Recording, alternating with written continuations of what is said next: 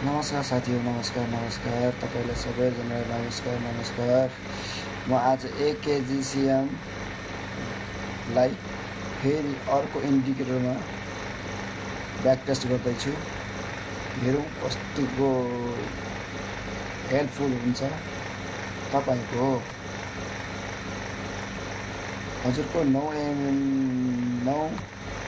EMAबाट गर्दाखेरि तपाईँको 9 EMAलाई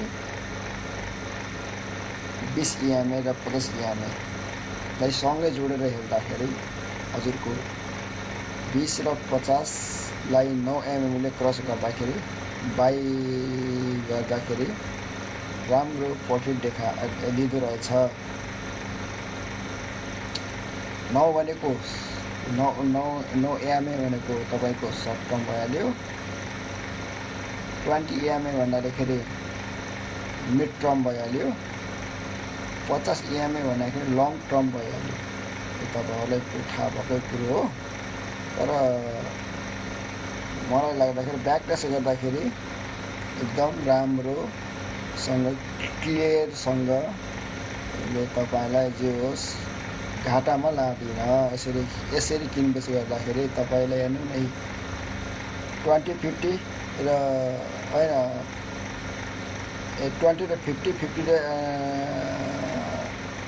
20 50 र 9ले क्रस गर्दाखेरि तपाईँले बाई गरेर यसमा किन्दाखेरि हेर्नुहोस् तपाईँले कति लामो प्रफिट दिएको छ। अहिले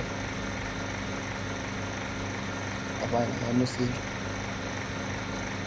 50 र 50 20 र 9ले क्रस गर्दाखेरि हेर्नुहोस् तपाईँले कति राम्रो प्रफिट दिइरहेको छ। अहिले तपाईँ यसरी बाई सेल गर्दाखेरि तपाईँलाई खासै धेरै लस बिहोर्नु पर्दैन। तपाईँले दुःखले कमाएको पैसाहरू खेर जाँदैन होइन। तपाईँलाई अलिक कन्फ्युज भयो भने ट्रेन लाइन तान्नुहोस् एउटा है। ट्रेन लाइन तानेपछि तपाईँलाई के हुन्छ, ट्रेन एकै ठाउँ आएर जस्तै 50 20 र 9ले क्रस गर्दाखेरि तपाईँलाई ट्याप योमा किनिदिनुहोस्। हरियो क्यान्डलमा यहाँनिर यो हरियो क्यान्डलमा किनिदिनुहोस् तपाईँलाई होइन। यो 3वटा क्यान्डलमा जहीँ कहीँ पनि किन्नुहोस् एउटामा। तपाईँको योले जस राम्रो प्रफिट दिँदो रहेछ ब्याक टेस्टिङ गर्दाखेरि है। अब तपाईँलाई कस्तो लाग्छ हो, यो हरियो क्यान्डलमा किनिदिनुहोस् होइन। यहाँनिर किनिदिनुहोस् वा यसमा किनिदिनुहोस् होइन। पहिला फर्स्ट अफ अल के गर्नुहोस्, ट्रेन लाइन तान्नुहोस्। ट्रेन लाइन एकचोटि दुईचोटि ब्रेकआउटमा 50लाई टच गर्यो, बस्यो, रिटेस्ट गर्न आयो तपाईँलाई 20मा 9मा तपाईँ यहाँनिर किन्नुहोस्। तपाईँको स्टप लस यहाँनिर राख्नुहोस्, 182मा राख्नुहोस्। तपाईँ किनाइ यहाँनिर हुन्छ 92मा र 182मा तपाईँले स्टप राख्नु होइन। अझ तल राख्छु भने पनि यहाँ राख्नुहोस्, 69मा राख्नुहोस्। तपाईँको स्टप लस 8% हुन्छ। तपाईँलाई हेर्नुहोस् यत्रो फाइदा दियो डबल। यसको तपाईँको यहाँनिर किन्नुभयो, यहाँ किनेको स्टक 190मा किनेको स्टक तपाईँको अहिले कति पुगेको छ, 300 भनेपछि 190 200 तपाईँलाई 100 + 180 190को फाइदा भयो है।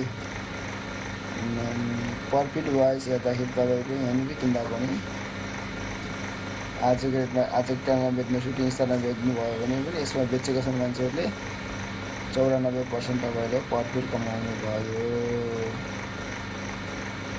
है। अब तपाईँलाई यसरी किन्दाखेरि तपाईँले लसमा जानु पर्दैन, कसैलाई सोध्नु पर्दैन।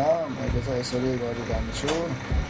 टक्क ट्रेन लाइन तान्छु, एकचोटि दुईचोटि छुन्छ अनि तपाईँले एकै ठाउँ यो तार जोल्ठिन्छ। तपाईँ के अरे 9ले सलक्कै माथि काट्छ, जहाँनिर काट्छ त्यहाँनिर किन्छु।